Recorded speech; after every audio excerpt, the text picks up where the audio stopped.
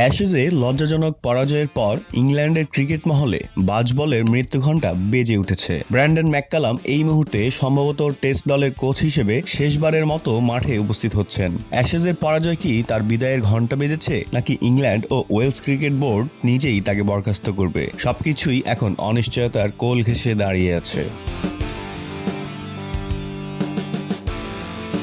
সিরিজে মাত্র 11 দিনে হারের ধাক্কার পর মেলবোর্নে ইংল্যান্ড একটি চমকপ্রদ টেস্ট জিতেছে। এটি 5468 দিনে অস্ট্রেলিয়ার মাটিতে তাদের প্রথম জয়। তবে ইসিবি সেই জয়ের উপর বিশেষ গুরুত্ব দিচ্ছে না। সূত্র জানাচ্ছে, অ্যাশেজের জন্য দলের প্রস্তুতি অপর্যাপ্ত ছিল এবং ভেতরের পরিবেশও স্বাভাবিক নয়, যার দায় নিতে হবে ব্রেন্ডন ম্যাককালামকে। ড্রেসিং রুমেও অনেকে তার প্রতি আস্থা হারাচ্ছেন।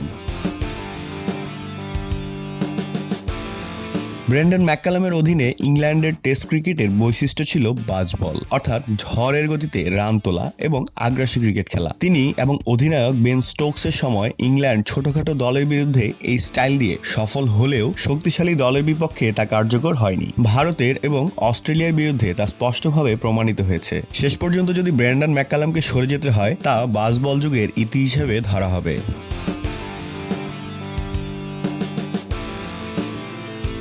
হোয়াইট বল ক্রিকেটে ব্রেন্ডন ম্যাককালামের রেকর্ড হতাশাজনক। 2025 সালে তার অধীনে ইংল্যান্ড 15টি ওয়ানডে ম্যাচের মধ্যে মাত্র 4টি জিতেছে এবং 15টি টি-20-র মধ্যে 8টি জয় পেয়েছে। প্রাক্তন অধিনায়ক মাইকেল আথারটন উল্লেখ করেছেন, ব্রেন্ডন ম্যাককালামের বিকল্প হিসেবে ইংল্যান্ডের অ্যালিস্টার কুক হতে পারেন।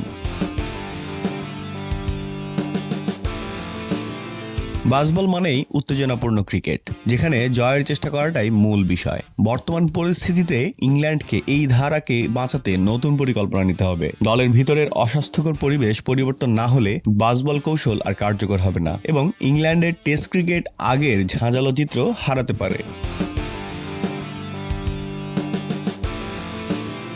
ক্রিকেট বিশ্লেষকরা মনে করছেন, ব্রেন্ডন ম্যাককালামের সময়ের এই চ্যালেঞ্জিং অধ্যায় ইংল্যান্ডের জন্য একটি সতর্কবার্তা। সৃজনশীলতা, দলীয় একতা এবং পরিকল্পিত আক্রমণাত্মক খেলা ছাড়া বাজবল শুধুই অতীতের স্মৃতি হয়ে দাঁড়াবে। ইংল্যান্ডকে এবার দ্রুত নতুন দিশা খুঁজে নিতে হবে, যাতে এই স্টাইল পুনর্জীবিত হয়। ক্রিকেট জুড়ে আবারও ছড়িয়ে পড়বে তাদের আগের সেই উন্মাদনা।